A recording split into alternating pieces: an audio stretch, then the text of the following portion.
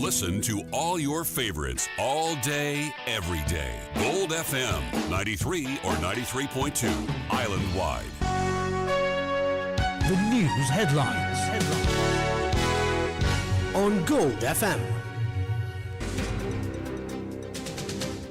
Good evening, I'm Avinindra Som and you're listening to the news in detail on Gold FM.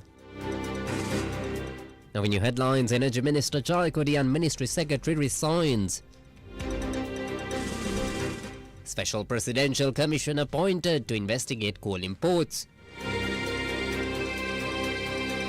Complaints welcome from everyone.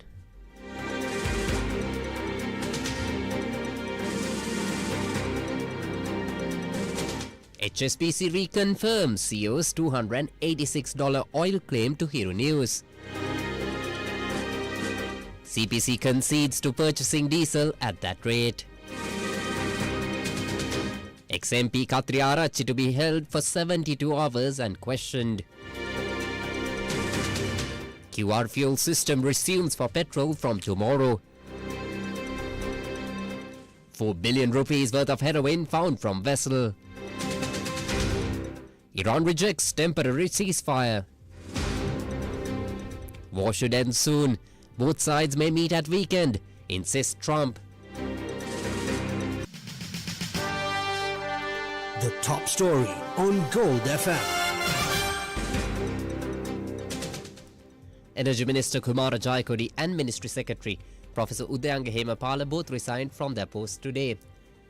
The President appointed a Presidential Commission of Inquiry to investigate irregularities in coal importation and electricity generation covering the period from the inception of coal-based power generation in Sri Lanka up to the 16th of April 2026.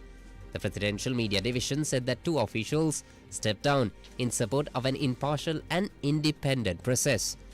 Now the move comes after a no-confidence motion brought by the opposition against Energy Minister Kumara Jayakodi over allegations that substandard coal was imported for the Norochale Lakvijay power plant, which was defeated in Parliament on the 10th by a majority of 104 votes.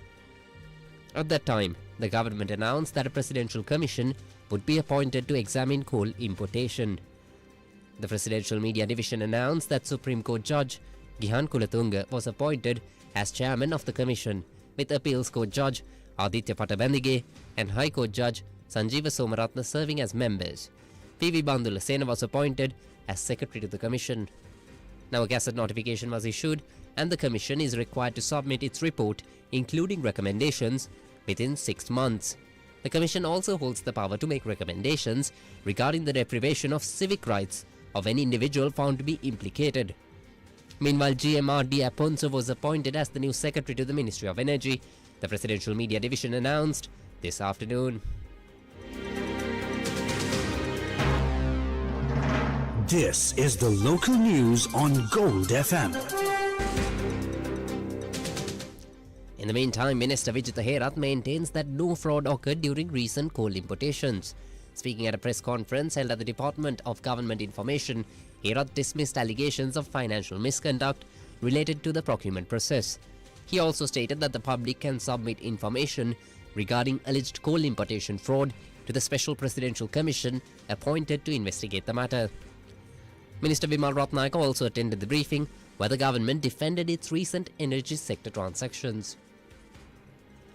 කිසිදු ආකාරයක වංචාවක් මේ ගල්ලංගුරු ආනයනදී සිද්ධුනේ නැහැ. අපි තා වගකීමෙන් රජයක් විදිහට ඒ තාම අවධාරණීයව ප්‍රකාශ කරනවා මේ ගල්ලංගුරු ආනයනදී කිසියම් ආකාරයක වංචාවක් සිද්ධ කරේ නැහැ. procurement guideline ඒ වගේම sample testing සියල්ලම විවිධ ජාත්‍යන්තර පරීක්ෂණාගාර තුල සිදු කරලා අපි ආනයනය කරේ. ඒ සඳහා රාජ්‍ය නිලධාරීන්ගේ විවිධ යාන්ත්‍රණයන් තියෙනවා. ඒවා ස්වාධීන යාන්ත්‍රණයන්. ඒ ස්වාධීන යාන්ත්‍රණයන් හරහා ඒ ප්‍රසම්පාදන ක්‍රියාවලිය අනුමත කිරීමෙන් තමයි ගල්ලංගුරු ආනයනය අපි සිද්ධ කරලා තියෙන්නේ. නමුත් අපි පිළිගන්නවා ඒ ගෙන්නපු ගල්ලංගුරුවර තත්ත්වයේ යම් බාල මට්ටමක් තිබුණා කියන එක. ඒක අපි ඉතා පැහැදිලිව විවෘතව මේ රටේ ජනතාවට දැනුම් දුන්නා. අදත් මේ රටේ ජනතාවට අපි ඉතාම නිහතමානීව ඒ පිළිබඳව දැනුම් දෙනවා. මෙතනින් එහාට ගිහිල්ලා තවත් මේක ජනතාවට විවෘත කරන්න. ඕනෑම කෙනෙකුට ඇවිල්ලා තමන්ගේ තියෙන මොන හරි තොරතුරු හෝ දත්ත හෝ ඉදිරිපත් කරන්න මහ ජනතාවට විවෘත වෙච්ච පරීක්ෂණයක් අවශ්‍යයි කියලා රජය තීරණය කරා. ඒ නිසා තමයි ජනාධිපතිතුමා අන්නේ අවස්ථාව ලබා දීම සඳහා තමයි විශේෂ ජනාධිපති පරීක්ෂණ කරන කොමිෂන් සභාව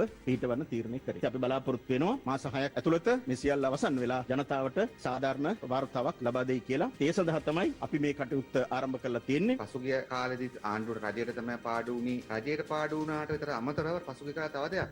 ඒ පාඩුව කොහෙටද ගියේ? ඒ පාඩුව තමයි කේලේලගේ නඩුවල එළියට එන්නේ. ඇපාර්ට්මන්ට්ස් විදියට ටොන් ගණන් සල්ලි විදියට. ඒ රජයට පාඩුව විතරක් නෙමෙයි. ඒ පාඩුව ගියපු තැන මෙතන තිබිච්ච කැඳවපු ටෙන්ඩර් කරපු ක්‍රියාවලිය වෙනස් කළාද? නෑ. තිබිච්ච ක්‍රියාවලියම තමයි කළා තිබෙන්නේ. ආණ්ඩුව සතුව විදුලි බල අමාත්‍යාංශ සතුව ඒ ගල්ලංගුරු ආනයනය ගෙනාපු සමාගමෙන් ආසන්න වශයෙන් රුපියල් කෝටි 915කට ආසන්න ප්‍රමාණයක් රඳවගෙන තිබෙනවා. ඩීසල් වලින්ම මේ මැටි වෙච්ච ටික උපයාන්න ගියොත් උත්පාදනය කරන්න ගියොත් මිලියන 8000ක් පාඩු වෙනවා. කෝටි 800. හැබැයි අපි ළඟ කෝටි 915ක් නිසා මේකේ කිසිම පාඩුවක් ජනතාවට එන්නේ නැහැ. ඉතින් ඒ නිසා මේකෙන් පාඩුවක් වෙලා තිබෙනවා. දැන් ඇත්තට මේ පාඩුව වෙන්නේ සමාගම. Now moving on, the Ceylon Petroleum Corporation has confirmed that refined oil was indeed purchased at $286 per barrel, a claim originally put forward by HSBC Group CEO Georges El-Hedri and subsequently reported by multiple foreign media outlets. However, the corporation had initially moved to deny. In an earlier statement, CPC Chairman DJ Rajakaruna said that claims circulating on social media and across various sectors regarding the price of oil imported by the corporation were entirely false. The chairman stated that reports claiming that the corporation had agreed to pay $286 per barrel were completely untrue, and that no such agreement had been entered into at that price. In that statement, the chairman noted that despite unrest in the Middle East, the corporation had succeeded in obtaining crude oil at highly advantageous prices relative to prevailing world market rates. He cited upcoming shipment rates of approximately $71.99, $111.62, $71.81, and $113.29 per barrel. The chairman further emphasized that the Ceylon Petroleum Corporation is the sole entity responsible for importing crude oil required for the Sapugaskanda refinery, and that the corporation is currently in an advantageous position relative to other competing companies. However, CPC Chairman DJ Rajakaruna subsequently reversed that position at a press conference in Colombo this morning, confirming that refined oil was indeed acquired at the price that had been widely reported. When questioned directly on whether any purchase was made at the amount quoted by the HSBC CEO, this is what he had to say. අපි බොරතෙල් කිසිම ආකාරයකින් barrel එකක් dollar 286ට අරගෙන නැහැ. මේ අර්බුදය පටන් ගත්තට පස්සේ අපිට තුන්වෙනි මාසේ 11 වෙනිදා අපිට නැවක් ආවා. මර්බන් ක්‍රූඩ් එකක් කුජර වලින් ලෝඩ් කරලා ඒකේ බැරල් එකක් උනේ ඩොලර් 66.99ක්. ඊට පස්සේ බොරතෙල් සැපුව බැන හිටියා. ඊට පස්සේ අද තමයි බොරතෙල් නැවක් එන්නේ. අද තව ටිකකින් අපිට බොරතෙල් නැවක් පැමිණෙනවා. ඒකේ ප්‍රයිස් එක වෙලා තියෙන්නේ බැරල් එකක් ඩොලර් 71.99. එතකොට ඊට පස්සේ අපිට ආපහු මේ මාසේ අන්තිමේ නැවක් එනවා. ඒකට අපි LC ඕපන් කරලා තියෙන්නේ බැරල් එකක් ඩොලර් 71.81යි. ලබන මාසේ මැද තව නැවක් එනවා. ඒකට අපි LC ඕපන් කරලා තියෙන්නේ ඩොලර් 113.29. එතකොට ඊට පැහැදිලි මෙතන බොරතෙල් ගැනීමක් කිසිසේත්ම අපි ඔය කියන ගණන් වලට අරගෙන නැහැ. අපි දැන් හොයලා බැලුවාම HSBC ආයතනයෙන් මාධ්‍ය නිවේදනයක් දාලා තියෙනවා. එතුමන්ලා කියලා නෑ බොරතෙල් කියලා. එතුමන්ලා කියන්නේ තෙල් මිලදී ගැනීමක් වෙලා තියෙනවා. ඒක හරි. එතකොට ඒක බොරතෙල් කියලා එක්කෝ හිතාමතා කරලා තියෙනවා. එක්කෝ නැත්තම් තොරතුරු හරියට අවබෝධ කර ගැනීමකින් තොරව කරලා තියෙනවා. තෙල් කිව්වම තෙල් වර්ග ඕන තරම් තියෙනවා. ඒ කියන්නේ තෙල් බැරලයක්. එහෙම නැතුව අර තුමන්ලා කරපු ප්‍රකාශයේ ගැටලුවක් නෙවෙයි මෙතන තියෙන්නේ. මොකක්කෝ තෙල් වර්ගයක් කේමීට අරන් තියෙනවද? අනිවාර්යෙන් අරන් තියෙනවා. අරන් තියෙන හේතුව ලෝක බලන පොලේ මිල ගිහින්. ඒකට මෙතන පැහැදිලිවම පේනවා ඩීසල් මිල විශාල වශයෙන් වැඩි වෙලා තියෙනවා. එතකොට දැන් අපි තෙල් ලබා ගන්න විදිය ගත්තාම අපි සිංගල් ටෙන්ඩර් ගත්තයින් පස්සේ 5 day average එක ගන්න. ගොඩ බාන වෙලාවේ දවස් 5ක් ඇතුළත තියෙන average එක ගන්න. එතකොට මම average price ගත්තොත් ඩීසල් පෙබරවාරි මාසයේ තිබුණේ බැරල් එකක් උනේ 88.83. මාර්තු මාසයේ average එක වෙනවා 191.73. අප්‍රේල් මාසයේ මේ වෙනකන් average එක තියෙනවා 199.7.0. එතකොට ඩීසල් price එක විශාල වශයෙන් වැඩි වෙලා. මේ මිල අපි කාටවත් පාලනය කරන්න බෑ. මේ කාලය තුල. එතකොට වැඩිම වෙලා තියෙන්නේ අප්‍රේල්, මාර්තු, අග අප්‍රේල් මුල. මේ දවස් 5ට නැවක් ආව නම් ඒ නැවේ මිල අනිවාර්යයෙන්ම ඒ ගණන් වලට යනවා. ඒක කාටවත් නවත්තන්න බෑ. ප්‍රීමියම් මගේ ලෝක වෙළඳ පොලේ මිල දෙක එකතු වුණාට පස්සේ මිල වැඩි වෙලා තියෙනවා. ඒක අපිට පාලනය කරන්න පුළුවන් එකක් නෙවෙයි. ඒ දැන් අපිට ඒ විදිහට තෙල් ගත්තේ නැත්නම් රටේ තෙල් සැපයීමක් නැති වෙනවා. අත්තන්න පැහැදිලි කරනවා තෙල් බැරලයක් කියලා. තෙල් බැරලය කිව්වයින් පස්සේ එතන හරියට ස්පෙસિෆයි කරන්නේ නැහැ මොන තෙල්ද කියලා. බොර තෙල්ද, පෙට්‍රල්ද, ඩීසල්ද, පොල් තෙල්ද එහෙම පැහැදිලි කිරීමක් කරන්නේ නැහැ. Separately, Hiru News reached out to the HSBC press office at its London headquarters, which confirmed both the figure and that the group CEO made the statement. Accordingly, we obtained the following transcript from the press office in writing. And I quote, "Realistically, if you want to try to get oil from the Middle East, you may be paying $150 Realistically, if you're trying to get oil from the Red Sea, you're paying more than $30-40 for shipping. Insurance costs, which used to be 25 basis points, is more like 5%. And war insurance has been scrapped, so you find you're paying 5% without even the war insurance component. So the barrel of oil door-to-door or the barrel of refined oil door-to-door is way above the headline, twice the highest I've seen. And I'm hoping we don't see more of that. But I've seen this, $286 barrel. So $286 for a barrel of refined oil that reached Sri Lanka. In the meantime, moving on in more local news, Sri Lanka's Navy personnel seized 14 drug-carrying boats within the first 4 months of the year. Now that's according to Deputy Defence Minister retired Major General Aruna Jayasekara. Speaking at the Kovida port today while inspecting a newly intercepted haul, Jayasekara confirmed the value of the seized narcotics exceeds 50 billion rupees. The latest operation involved a multi-day fishing trawler named Benuan Putha, intercepted in deep waters south of Sri Lanka. Navy media spokesman confirmed the vessel carried over 161 kilograms of heroin valued at 4 billion rupees alongside a satellite telephone. Authorities seek a 7-day detention order from the Halmstad Main Magistrates Court for the 4 suspects aged between 20 and 50 originating from Devinura and Mirissa. Investigations revealed the trawler departed Nilvalla on the 31st of March and received the drug consignment plus 1,400 litres of fuel from an Iranian vessel. The shipment reportedly belongs to Salindu Malshika, also known as Kudu Salindu, an alleged overseas-based trafficker. Coordination for the smuggling effort involved a local dealer identified as Pollatumodara Sarat.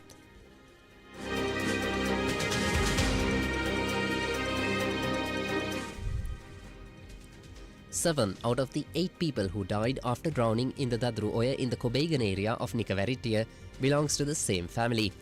The group of 15 travelled from Kadavatha to visit relatives in Kobegana before venturing into a bathing spot on the river yesterday afternoon. Search teams recovered the bodies between last night and this morning, while 2 individuals previously treated at the Nikavaritia Base Hospital returned home. The deceased include 4 men, 3 women and 3 school children aged 9, 13 and 18. The latest incident brings the total number of drowning deaths since the 12th of the month to 24. Now, as the holiday weekend commences, Sri Lanka's life-saving Chief Executive Officer Asanka Nanakar urged the public to exercise extreme caution when entering the water during excursions. Now for some news in brief.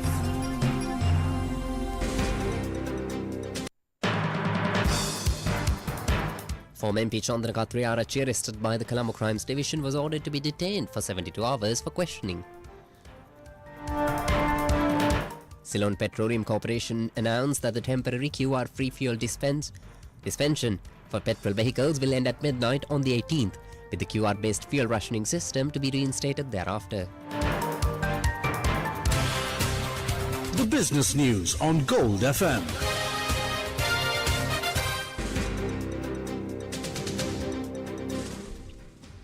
The all-share price index of the Colombo Stock Exchange closed at 22,773.29 points after gaining 184.32 points.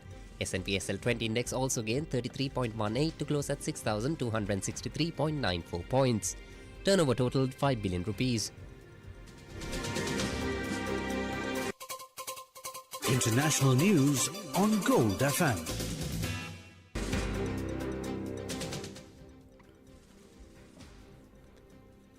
In international news, Iran's deputy foreign minister stated that Tehran rejects any temporary ceasefire and is seeking a comprehensive end to the war across the region. Speaking on the sidelines of the Antalya Diplomatic Forum, Saeed Khatibzadeh said any ceasefire must cover all conflict zones from Lebanon to the Red Sea, describing this as a red line for Iran. He said Iran would not accept a limited or temporary pause in fighting, adding that the cycle of conflict should end here once and for all.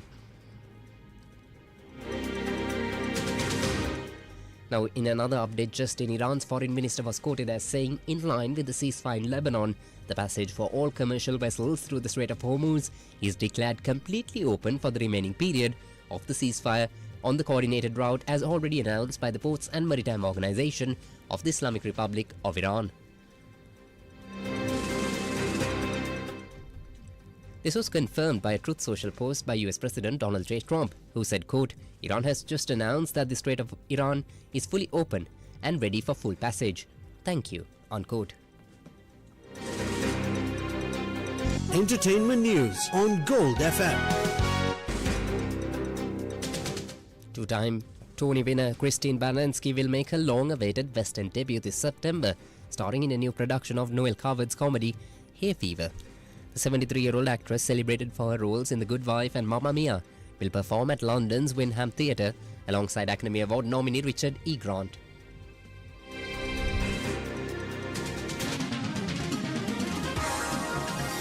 Sports news on Gold FM. FIFA released the comprehensive match schedule for the 2026 World Cup, marking the first time 48 teams will compete in the tournament.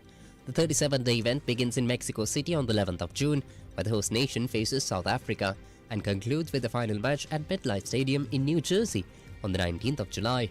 A total of 103 matches will take place across 16 host cities in Mexico, Canada, and the United States. And that's all the news for now. Stay tuned to Gold FM for the latest updates. This is Avinindra Soma for Gold FM News.